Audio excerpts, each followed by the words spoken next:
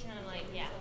Okay. Or the speakers. Okay. Okay. Yeah. Apparently we need this. You and your fancy mic. Yeah. Okay, go to Hello. Why don't you carry it on? Well, we're trying to figure out.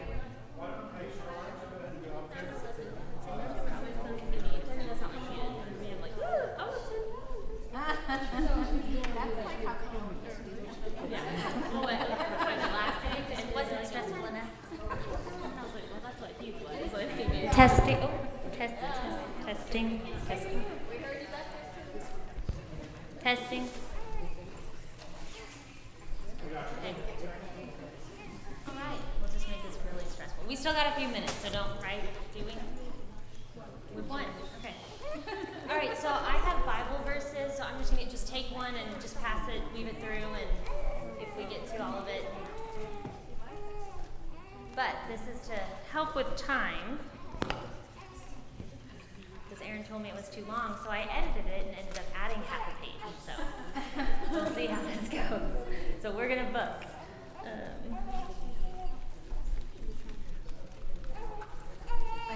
so funny.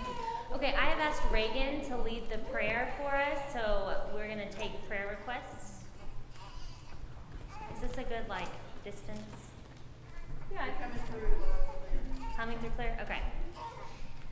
All right, so hopefully anybody on the live stream, I know we have people out of town who are planning to tune in, so it's also on YouTube, which is also stressful, but it's fine, it's gonna be fine. Okay, so does anyone have any prayer requests? Let's Prayer request? I think they were passing something. Remember Daniel Keith in Arizona? Little Daniel in Arizona. Last I talked to her, he was over 3 pounds, so that's good news. But I'm sure they're ready to get home. Anybody else?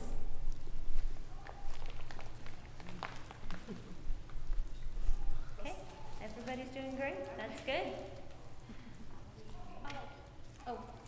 One of my childhood friends, he used to go to Texas camp, but I grew up with him also at our congregation.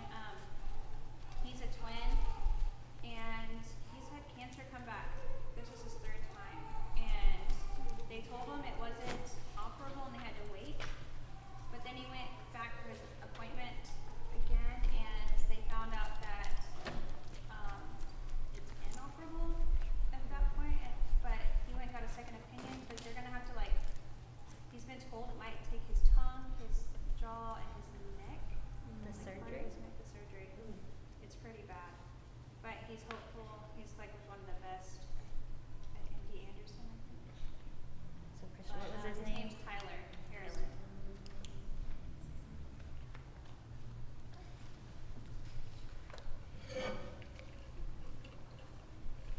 All right, anybody else? Okay. Okay. All right, let's go. Thank you, Lord, for giving us the opportunity to be here tonight to study your word and to learn from one another. Thank you for the safety that you granted us in our travels here, and please protect us in this place and as we go home to our families at the end of the study. Thank you for Charlotte and the time and the energy that she put into our study tonight.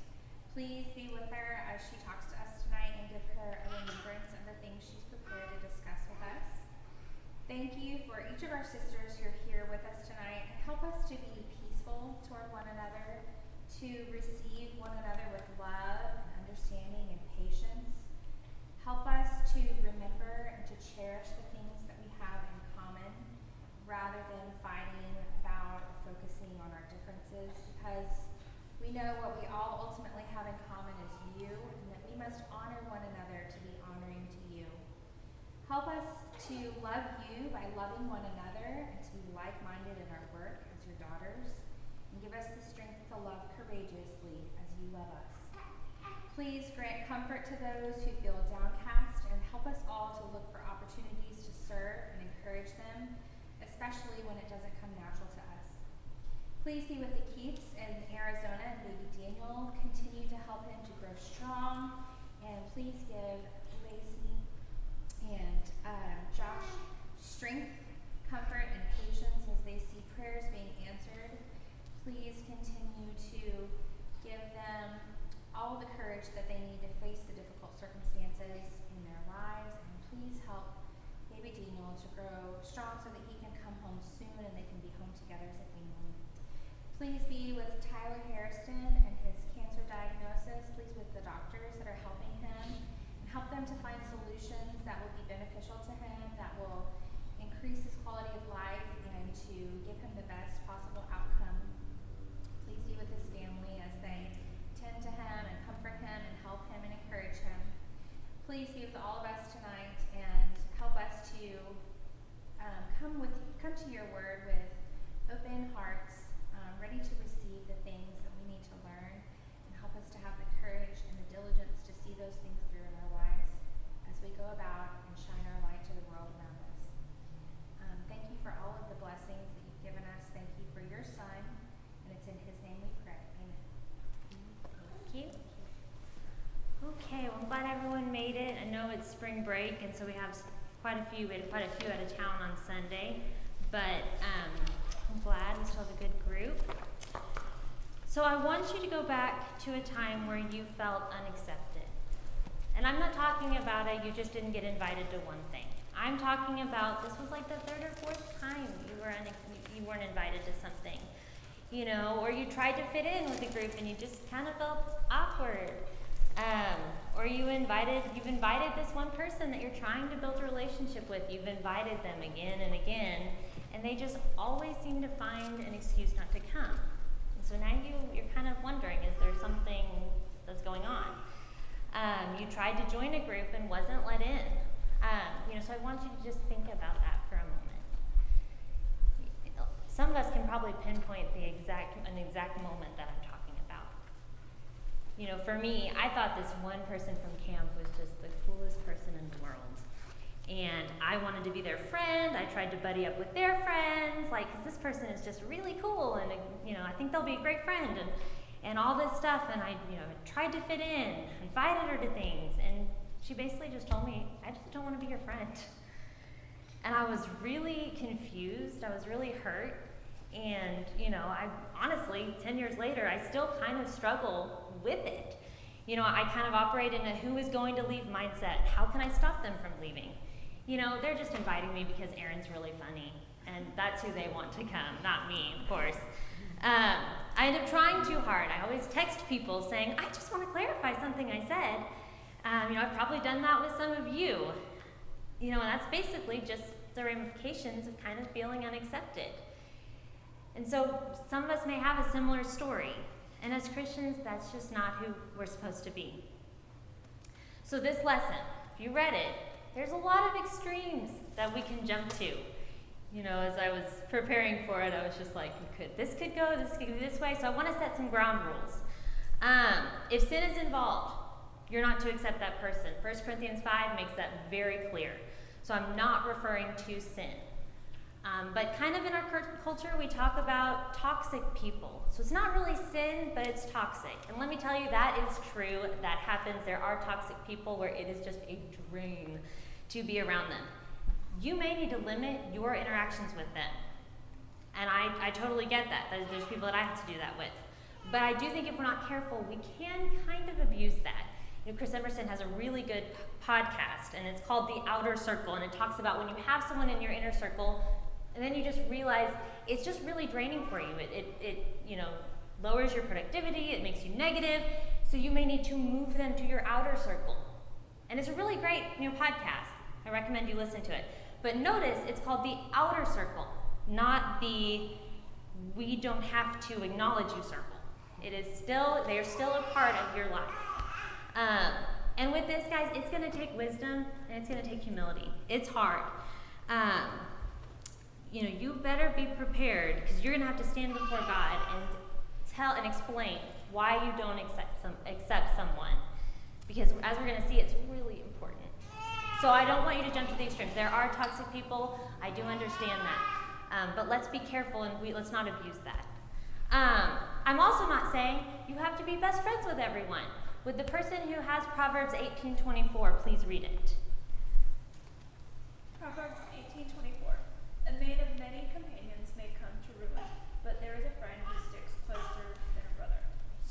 actually warned of too many friends.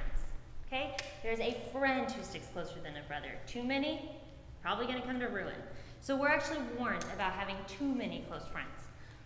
So, and there's another, jump we can make is, so since I don't have to be best friends with anyone, I just don't have to be that person's friend. So guys, there's a lot of extremes in this lesson, and I want us to stay in the middle. Okay, so stay with me. And let's also fight the urge to look around and, say, I'm so glad so-and-so is here. They need this lesson. Let's turn it inward. I think if we are all honest with ourselves, we struggle with this. Because, guys, some people just get along better than others. That's okay. That's going to happen. I actually saw this lesson, and I was like, ooh, I need to teach that one because I don't do that well.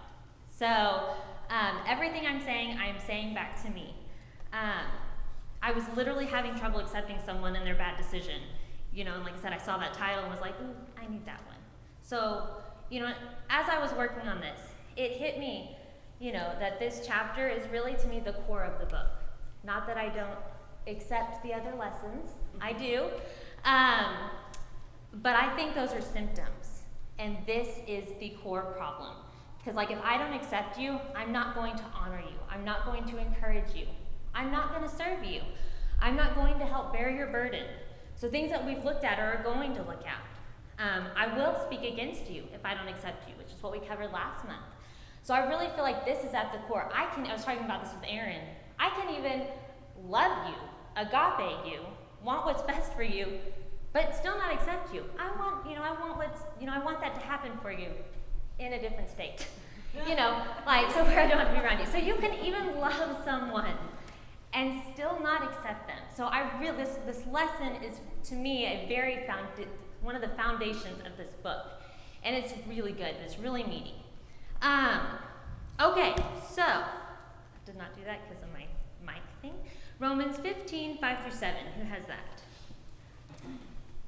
May the God who gives you endurance and encouragement give you a spirit of unity among yourselves as you follow Christ Jesus, so that with one heart and mouth you may glorify the God and Father of our Lord Jesus Christ. Accept one another then, just as Christ has accepted you in order to praise God. Okay, so this was kind of like the focal verse of the lesson on the PDF. Did anyone have any thoughts about this verse? Anything that kind of stuck out to them?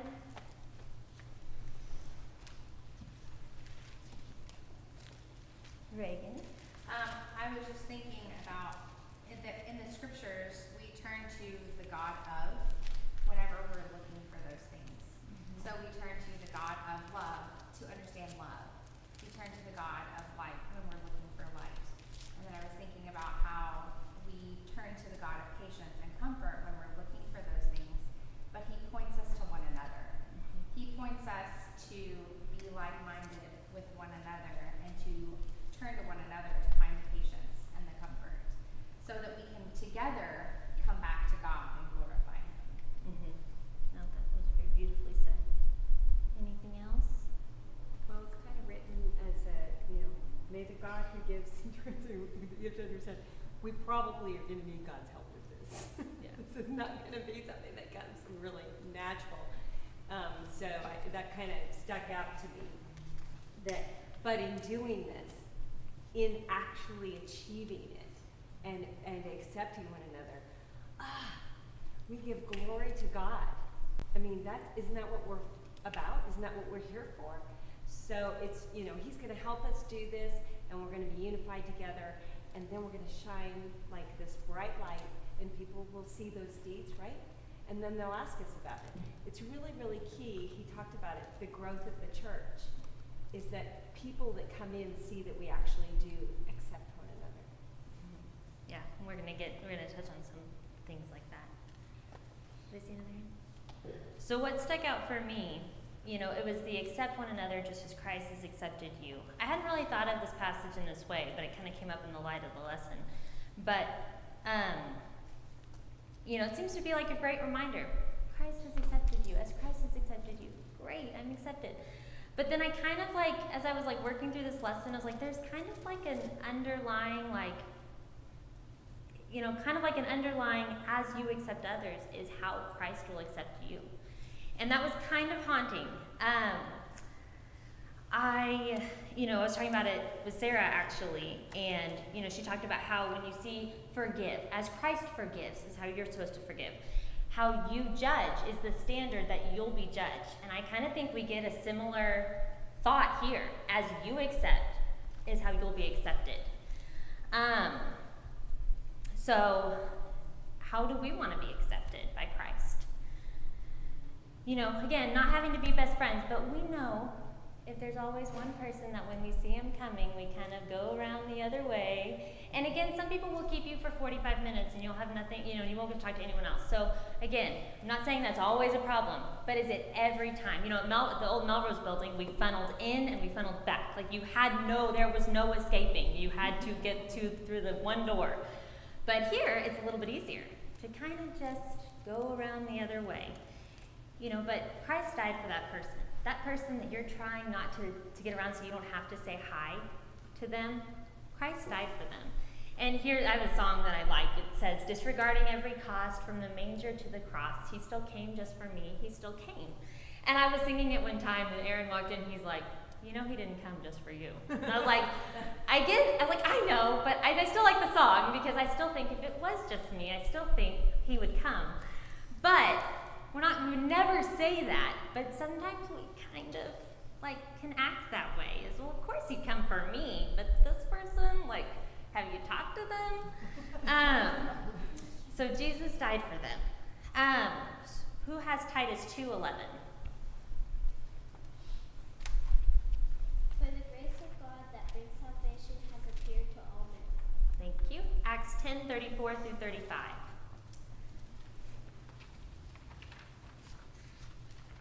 So Peter opened his mouth and said, truly, I understand that God shows no partiality, but in every nation, anyone who fears him and does what is right is acceptable to him. Thank you. Romans 2:11.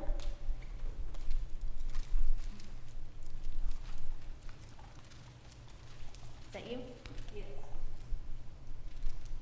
For there is no partiality with God. James 2:9.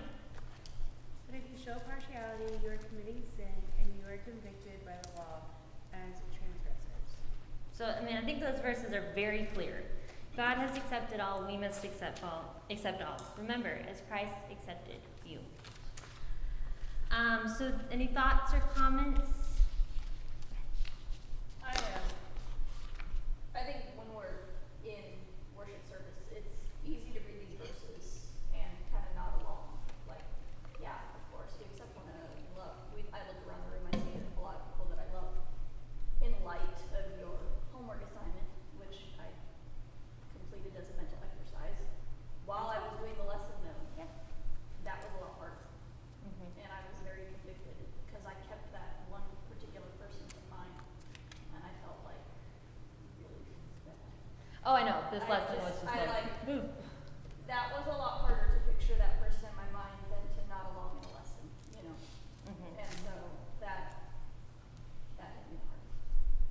Well, thank you for doing the lesson. And yeah, I want to say, I would start thinking about my lesson. I wouldn't be able to sleep. I'm just like, man, this lesson is so deep because I think it's just something we struggle with. There are just some people we get along with others, and that's just life. But is that, how we're supposed to, should that be our mode of operation to where we stick in our groups and we don't reach out to different people?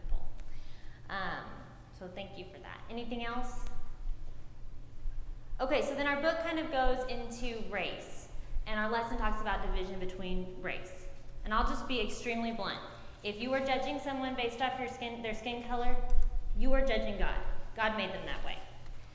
It has no part in the Lord's church. When I've made a couple jokes and all this stuff about not meshing well and stuff. This is not what I'm referring to. That's typically more off of that's basically off of personality, not skin color. If that's the reason you're not meshing well, you are in sin and you need to change your heart. And if you refuse to, it is sin, so you should be marked. If you hold racism in your heart. I had y'all read Acts 11, 1 through 18. It was too long to read in class, but I think that is also very clear. there's no division between mankind. Christ came to save all. Our book states people who are white because God made them white. People who are black because God made them black. Let's not pretend it doesn't exist. It does. I know of a preacher that, as far as I know, he's very doctrinally sound. And someone was telling me that a member was saying that he was not invited to a gospel meeting because he was worried it wouldn't be received well.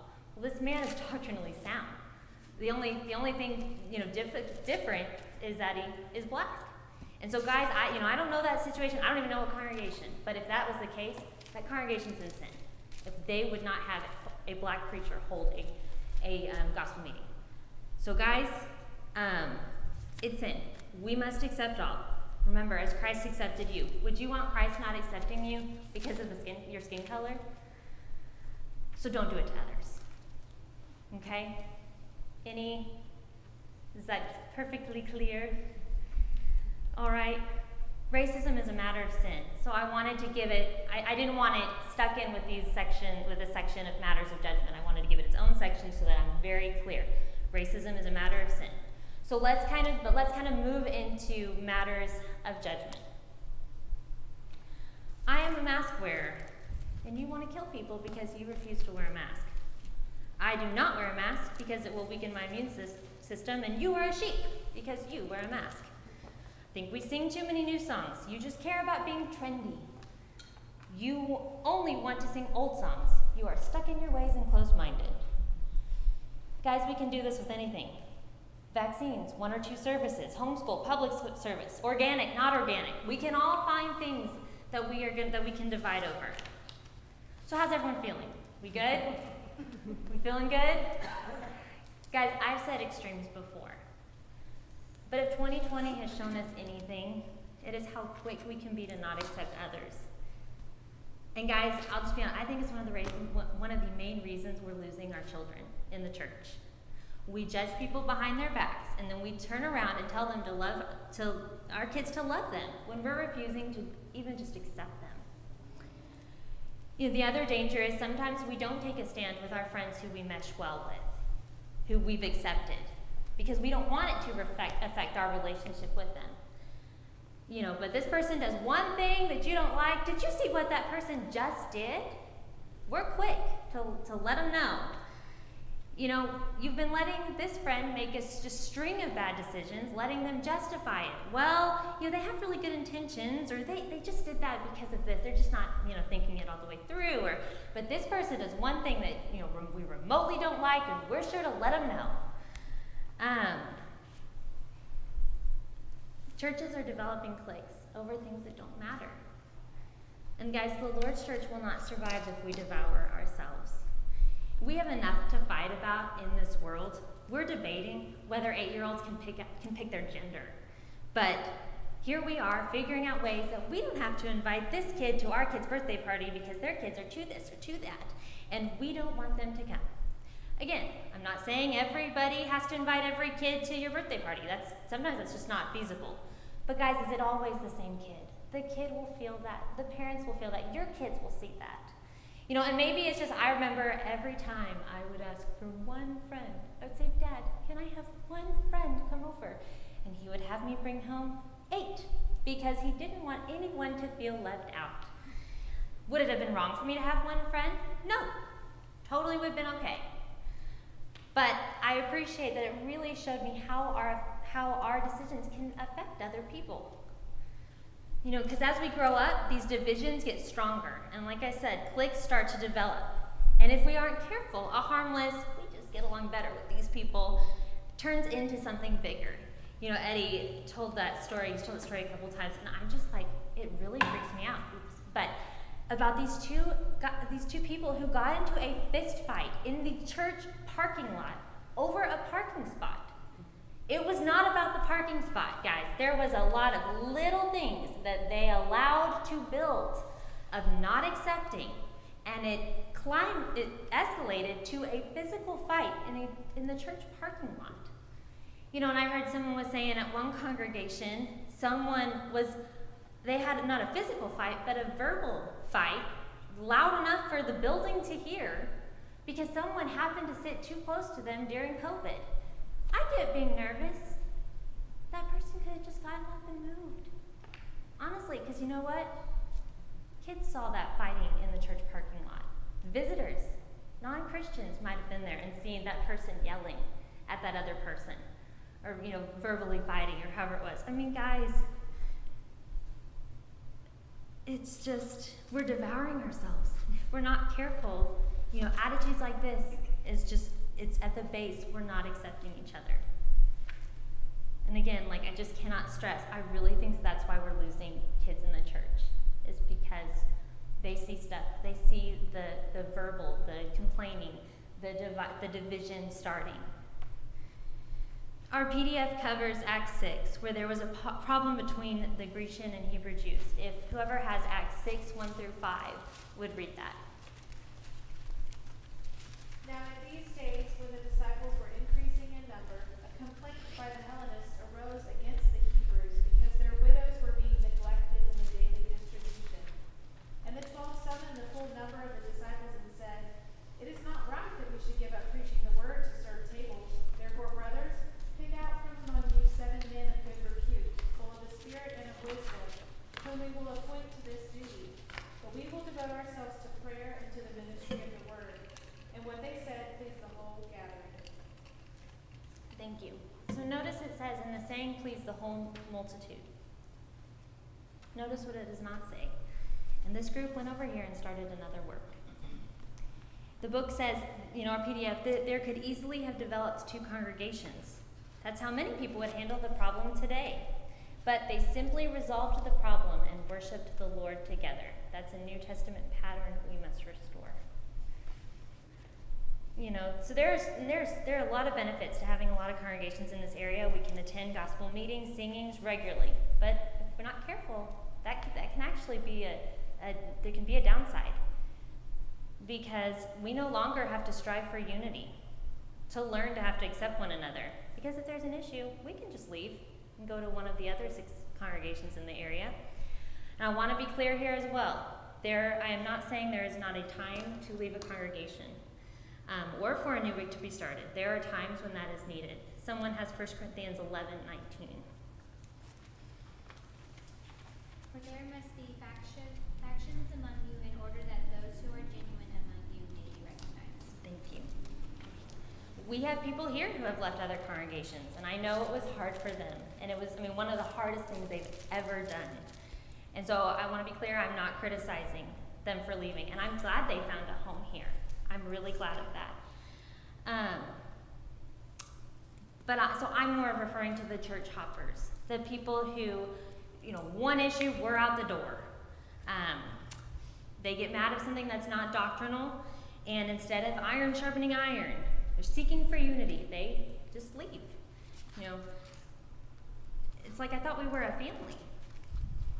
Romans 14 makes it very clear how we are to accept one another. So like the extent.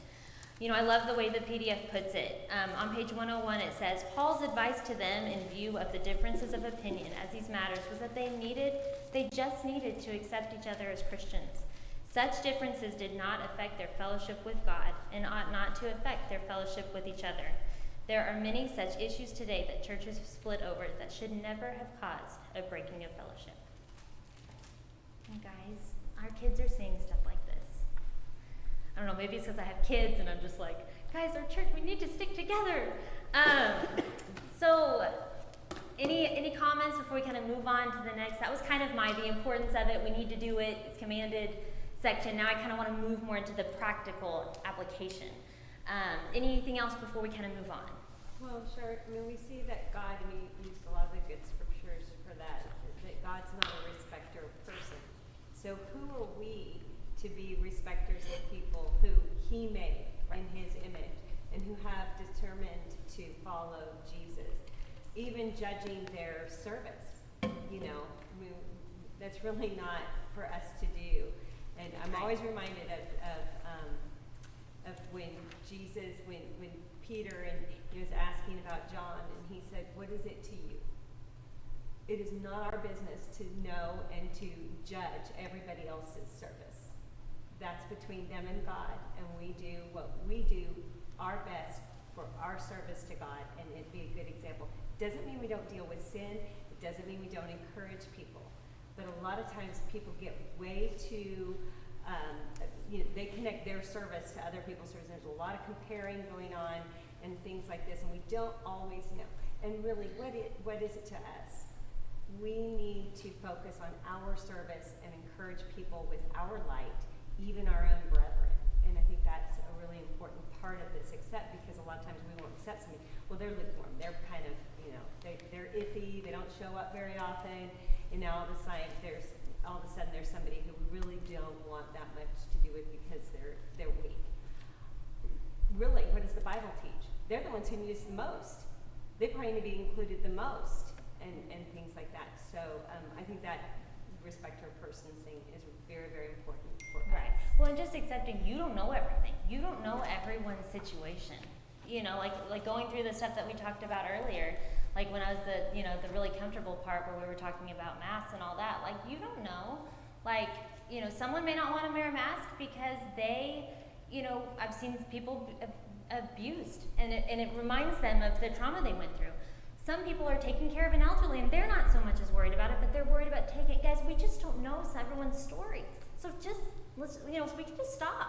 We can respect it, I think we've got a great setup here, and, but we don't need to be sitting, oh, you're scared, oh, you're a wimp. We don't know everyone's stories. And that's the case for most things. They have history as to why they think that. Maybe they have a bad memory of a certain song. Maybe they, we just don't know everything. So, let's eyes on Jesus instead of each other. And Aaron, I know he was talking to someone who had left the church, and he was just like, they were just like the Church of Christ. They just never do anything. Da da da da da. And and Aaron's like, well, first off, you don't know that because we don't talk about it because we're not supposed to. Don't let your right hand know what your left hand is doing. Like, someone may look like they're not doing something, but they do a lot. We don't know. So do what you do. There's a picture, I think it's of Michael Phelps or something, and it was it's him looking forward and there's the second place looking at him. That's a really good picture. Keep your eyes on the prize. And, people want to come along, great. And maybe they're serving in the best way they can. I was also thinking about that because it was talking about accept one another as receive one another. And think about receiving, it was talking about to take in as in you're taking food. So you're taking in to yourself, you're examining it, you're going over it in your head. Maybe there is something about a brother or a sister that rubbed you the wrong way, irritates you even, whatever. But like you're talking about, the only way for us to find out why is to get to know that person. Know what's going on in their lives and why they're made the way they are, why they do that. Similar with you, you have your quirks, we all have our quirks, and there's a reason why we do what we do. So if you take the time to go get to know that person, don't automatically exclude them because they're weird or awkward or whatever. Get to know them and understand why they do that. And it creates a bond because now you know something deep about that person. You can take it into yourself and make it make it part of you in some way. Yeah. Okay, so how do we do it? It's important to do it. It's good to do it. I think we've kind of established that. But so how do we do it? So, what did you learn from writing your letter? Don't name names, but your letter was your homework was to write a letter to someone that with whom you struggle with. And I said ideally someone from this congregation because we're trying to work together.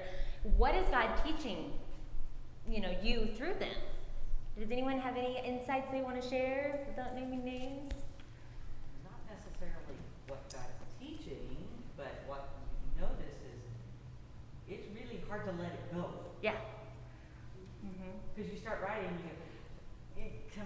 it's very flowery, but right. you do this, and then you're mad about it. And then you're like, oh yeah, I'm really mad. all over again. You're like, wait a minute, let's mark that out and let's go again. Yeah.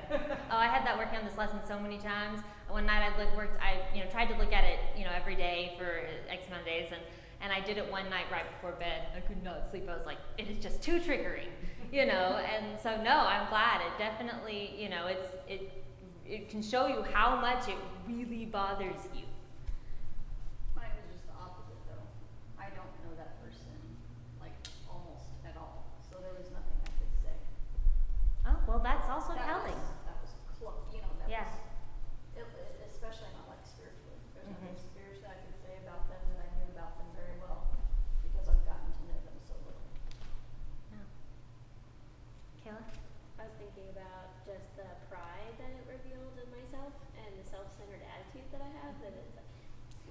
it's about me, you know, instead of just like setting that aside and being like, okay, well, it's not about you, you know. And so it's like for me, this lesson was really convicting as far as like where my priority is when it comes to pride. And I think like, because if you're proud, you can't accept people that put you off because you feel like, for me, with my very strong sense of justice, particularly if I feel wronged by someone, that pride, I can't let it go. I like don't even want to look at the person. I'm just like, out of sight, out of mind, you know.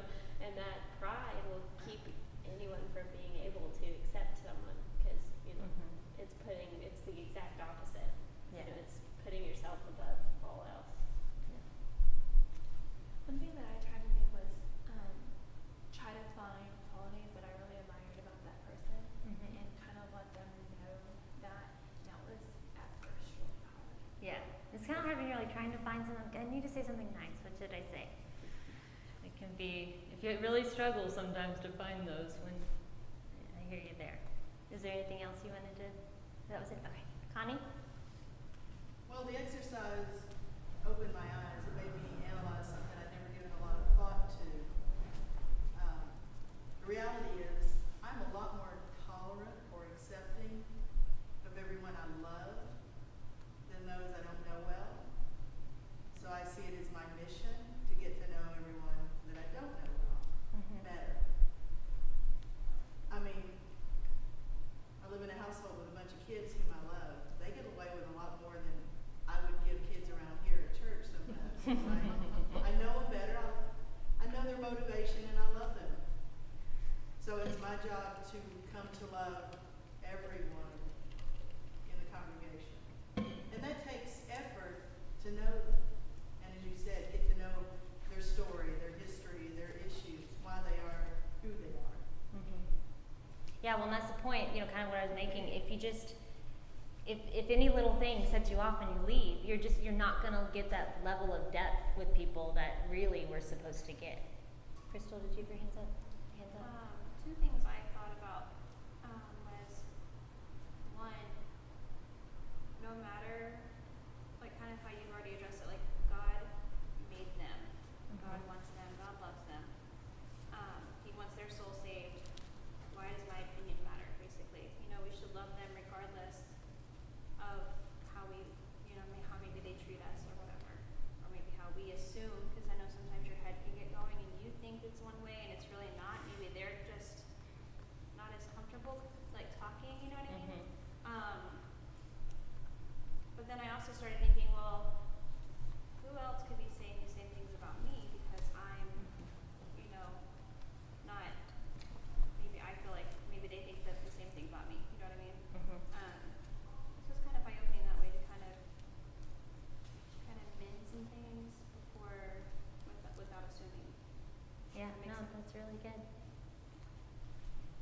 Kind of going back to what Kayla said, piggybacking off of it, the whole time I was writing the letter, the story of the Pharisee and the tax collector and their prayers, that was what was running through my mind, was Right. the pride of the Pharisee versus, you know, and I was like, wow, Yeah. I'm a Pharisee.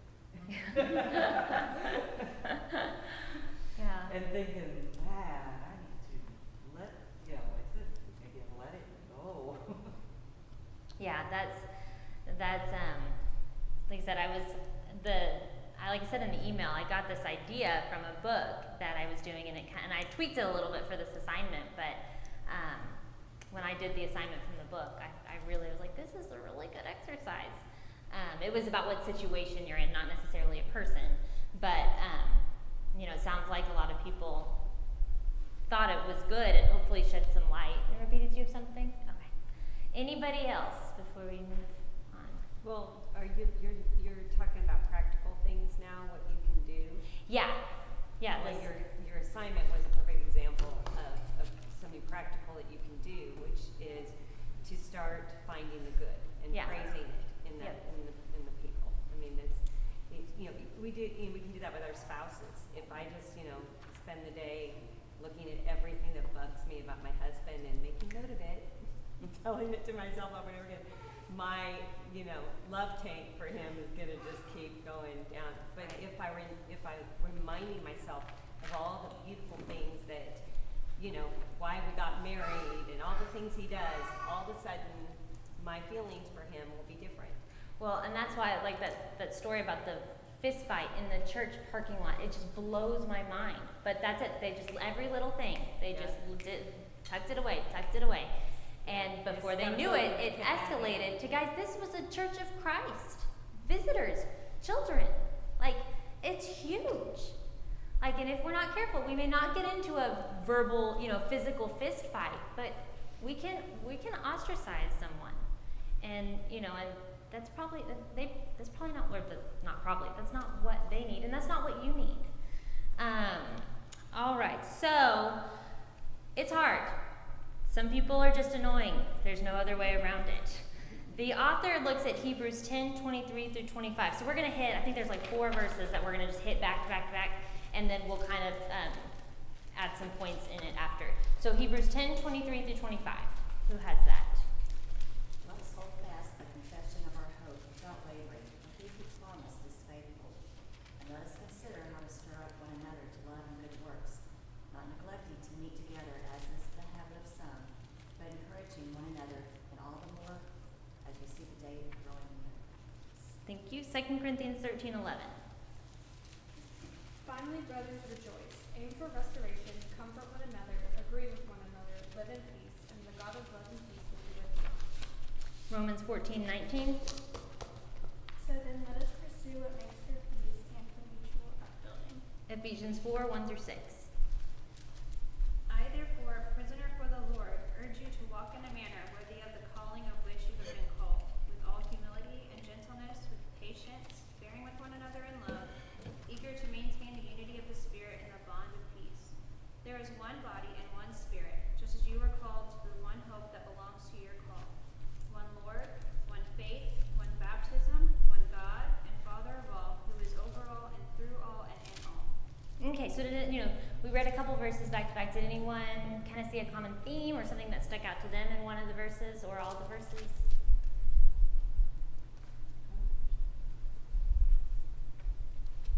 Did I hear thoughts? Go ahead, Shirley. No, I was asking, I didn't catch what you're saying. Oh, so we read 4 verses just kind of back to back to back. Did anything stick out in those verses as far as our journey to accepting one another? I think we see the idea of togetherness a lot and mutual benefit, not just one way, but it's each of those verses really talk about togetherness and mutually helping each other and Yeah. existing together in a positive way. Yes. That's a common theme. Anything else? Okay, so for me, I guess I'll get to mine. So I had 5 points, and I said Aaron told me I should make it shorter, and then I ended up adding a point. So we'll see. We'll go through these. So these are kind of like I said, I am still working on this. This is something that I am, one thing that I'm trying to get better at. So these are I'm not saying this is like a cure-all. You'll be great at accepting people, because if you do these 6 points, that's not the case. I'm still working on it, but these are things that I think could help. The first thing is to just acknowledge that it's hard, and pray for it. If you look, some of the prayers in the Bible are very raw and very honest. It's okay to tell God that you just don't really get along with this person. He already knows, so you might as well humble yourself. And I kind of feel too there's a little bit of if I pray about it with that particular person's name and I say I just don't really get along with this person, I'm gonna keep getting embarrassed if I keep having to tell God that. So it might even motivate me to do more and let Him help you. So it's okay to say it's hard. Just pushing it aside, saying, "Well, I shouldn't be that way." That's not gonna work. You can only push it down so much. So accept that it's hard, and pray for help. The second thing that I thought of was don't be. Last month we talked about do not speak against one another. Be very careful who you speak to this about. I understand there may be times where you need to. We're told to bear with one another's burdens, all that stuff, and I get that. But be careful who you choose to help you bear that burden. And guys, we can a lot of times give a scenario to someone without using names. We can say, hey, I'm really struggling with this with a particular person. They don't need to know who it is. Because you know what? You tell your friend, and guess what? Then they're lining up beside you, and guess who's on the other side? And then it just grows, and then before you know it, guys, we've got division. So again, I'm not, if you need to talk to someone, make it, the elders' wives, people that, have their, best interest. And like I said, I'm not saying you can talk, don't talk about it with your peer, but be very careful and maybe, consider not using specific names so that you don't start planting little seeds of division. And, if you need to talk to your spouse about it, don't do it in front of your kids, because guess what? They hear that. Well, this person doesn't like, somebody says something, first thing you do, you get in the car, and you will not believe what someone just said to me, what so-and-so just said to me, and your kids hear that. So, be very careful, and like I said, I really think we can maybe not use people's names in all circumstances and protect them that way, so that we aren't planting little seeds of division among our friends. And you may not even be meaning to. You may be, honestly seeking help. And again, that's okay, but let's do it in a way that pleases God and helps others accept them and yourself. Like I said, and even how you talk about it to yourself. Stop the story in your head. I'm really bad at that. I will talk to myself. I'll talk out loud, and I'm working through it, and I can get really worked up. So stop the story in your head. Look for their talents. Everybody has a talent. Even the one person man had a talent. What is theirs? And that was kind of what I was getting at with the letter. What you can find some good. They may be showing you what not to do. That might be the good that you've learned from it. But there is some good in everybody. So then in the book it says, instead of thinking, what do I get out of this relationship, maybe ask, how can I help this person grow and mature? Because, if they're annoying me, they're probably annoying other people. So try to build a relationship with them. And this is where we kind of got into it's okay to set boundaries. You may need to set boundaries. Are their kids overwhelming? Invite them to a park instead of your home. Where you're going to get stuck with them for 30 minutes at church? How about invite them to dinner so that there's nobody else to talk to except them? And but reach out to them. You can set boundaries. That is okay. But especially with COVID, it's easy. Oh, there's COVID. I don't have to reach out to this person. There's this COVID. And again, I still know we're in COVID. I'm not saying you have to have someone over this week. But once we're through this, maybe purpose to have someone over. Romans 12:10. Who has that? Be devoted to one another in brotherly love. Honor one another above yourselves. So honor one another above yourself. So if I don't like you, so I don't reach out to you, am I honoring that person more than myself? No. And it's very that. And I was going through this with Dad, and he was like, you're not even honoring them as much as yourself. It's just, it doesn't work. So honor them before yourself. Lower your pride and give others grace. I have this book that's called Get Out of Your Head. And the author, Jenny Allen, says, when we're not busy being consumed with our own selves, we notice other people in the world, people we might be able to serve. We see them with a fresh perspective. We see their fragility and their need. And guys, if you look at Paul's writing, he begs for unity. And I didn't go through and count up, how many times he talks about unity and if it's his most talked about theme, but guys, it is clear. He wants us to have unity. And if we don't accept one another, we're not going to reach that. And because not everything you don't like is a sin issue. Not everything I don't like is a sin issue. Is it actually sin, or is it just something we just really don't like? And guys, if we're busy nitpicking at each other over issues that don't matter, when a serious or sinful matter does come up, they're not going to listen. They're going to say, well, you don't accept me anyways, it doesn't matter what you say.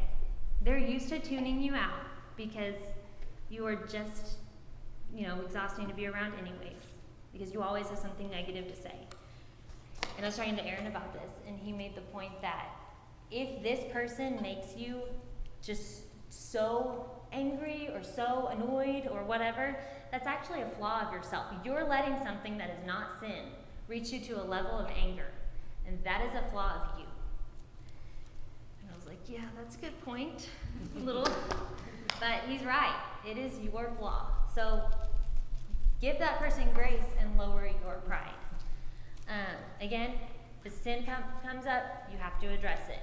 But don't do the nitpicking to where when an issue of sin comes up, you're tuned out because you haven't accepted them and all these little things that don't matter. And then, yes. Two things. One, if you nitpick each other, we talked about this a little bit, but whatever a real issue comes up and you try to address it with somebody, you're gonna have nothing, like you're gonna have so worn them out.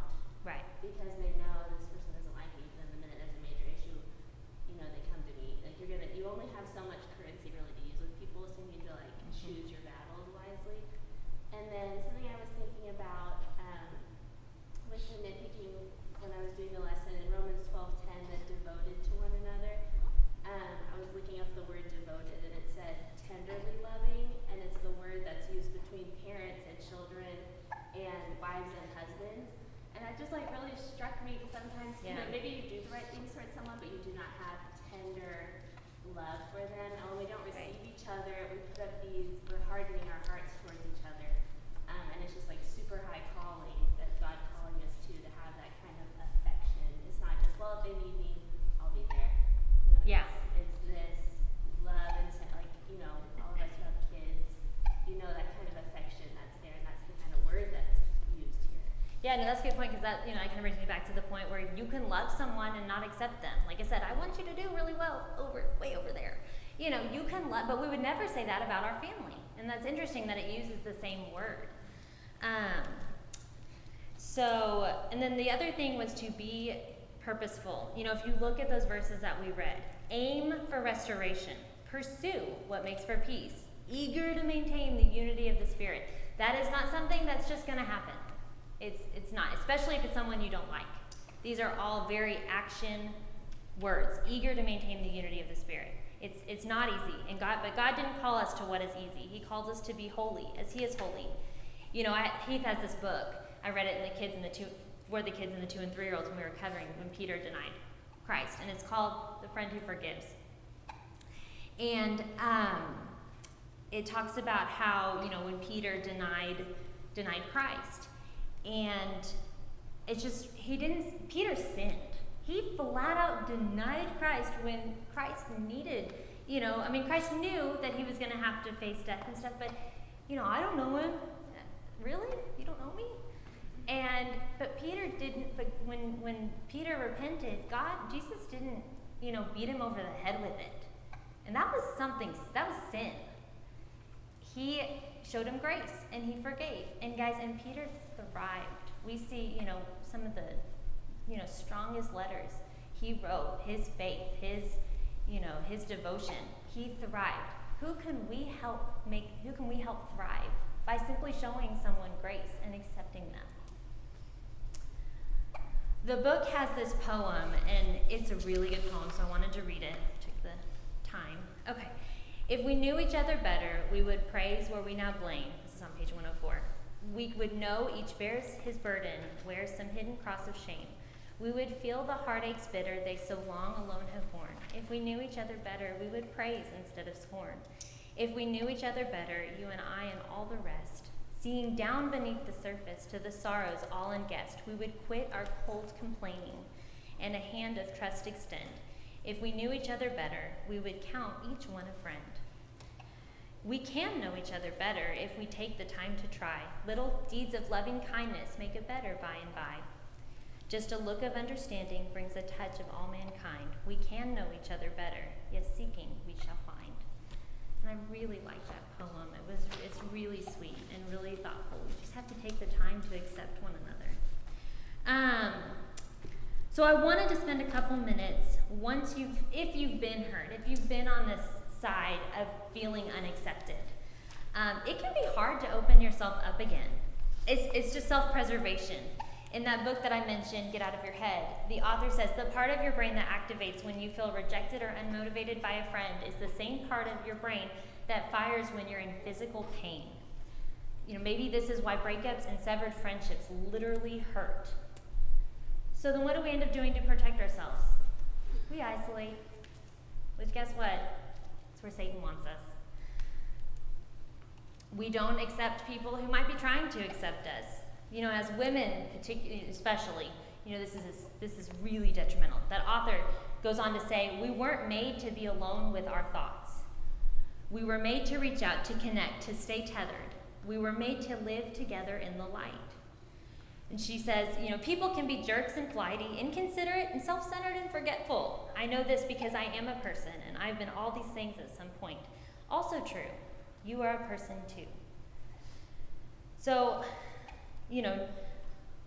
understand that you've been hurt, acknowledge it, accept that feeling. I get it. I've told myself, no one wants to be my friend. No one ever reaches out. Nobody cares for me. And guys, those are direct from Satan. The author says the irony here is that many of the people who you think, this is from the Get Out of Your Head, you think don't care about you are feeling the very same way. They are worried that if they put themselves out there, they will be rejected. They are frustrated that nobody seems to be reciprocating the care they extend. They are wondering if anyone wants to be friends with them. And so, guys, take the first step. That author continues, go be the botherer first. Reach out, take the risk, say what you're feeling, listen well, be the friend you wish others would be for you. She acknowledges, you might get hurt. Yep, you might. But is living by yourself in isolation better than what you could have? And this may hurt, but this is something I've at least found that I've caught myself doing is I just assume if I'm feeling it this way, I realize that I'm assuming the worst of my brethren. They don't want to get together. They may want to. So don't assume that they don't want to get together. Don't assume that they find you annoying. I was with someone, I was in one of my clarifying rants. I'd gotten together and I was like, I just want to clarify that when I said this, you didn't think I meant this. And she just texted back, she was like, what do you think? Basically, do you think so little of me that I would think that? I was like, ooh. Here I was trying to make sure I had a friend and be really careful and word things just right. That I ended up hurting her feelings because she's like, you would assume that I would think that? I wasn't thinking the best. And, if I'm too busy living in the past, and if you too, if you've been uninvited or unaccepted, if we're too busy living in the past, we're not going to let people accept us. Because Christ died for you. You are needed and you are loved. Someone has Romans 12, 4 through 5.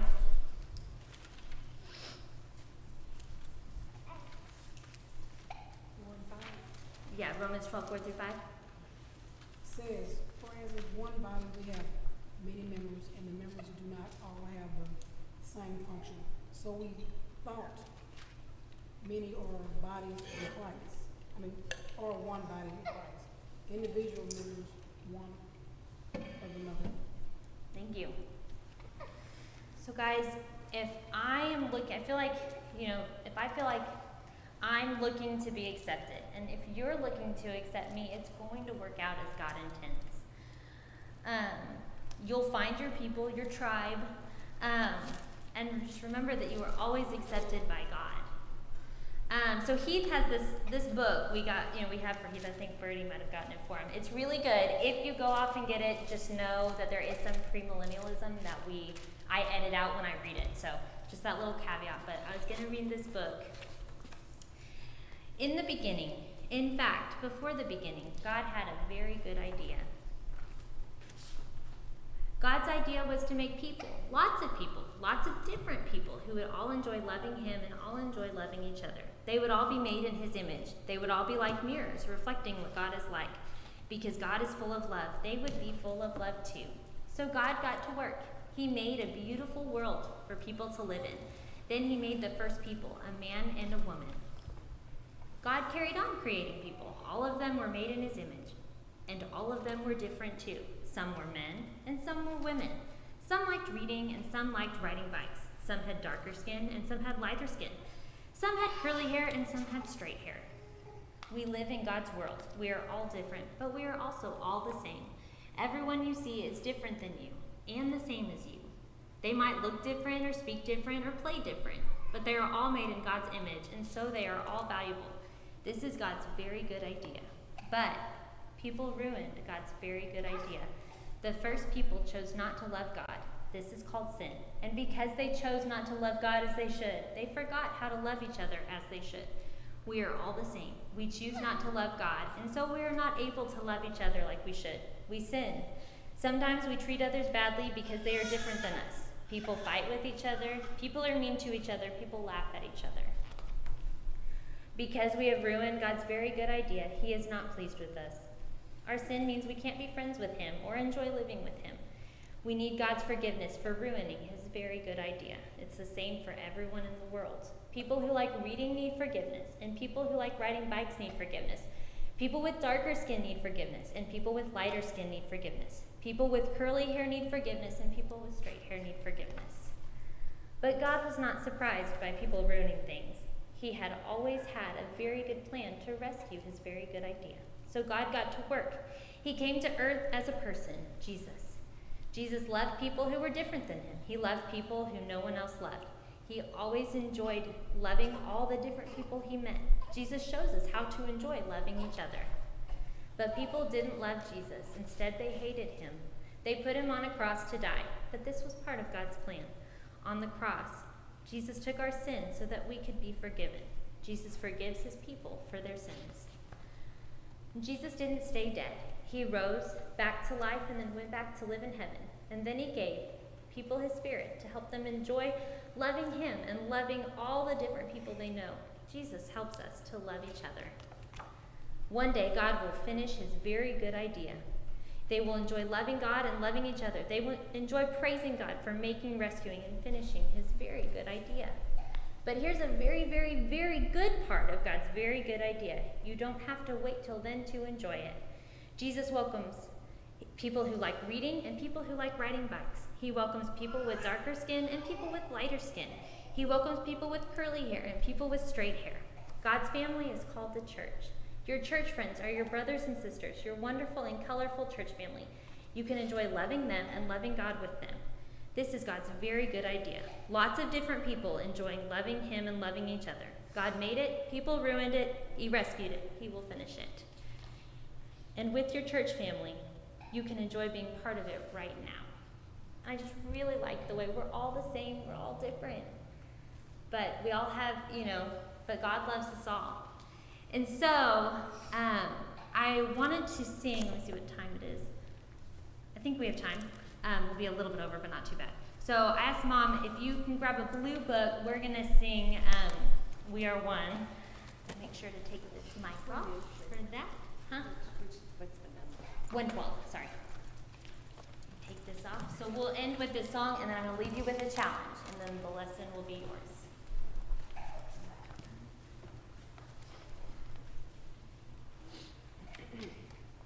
In the body of the Lord, we are bound in unity, just as we are one with God. You are also part of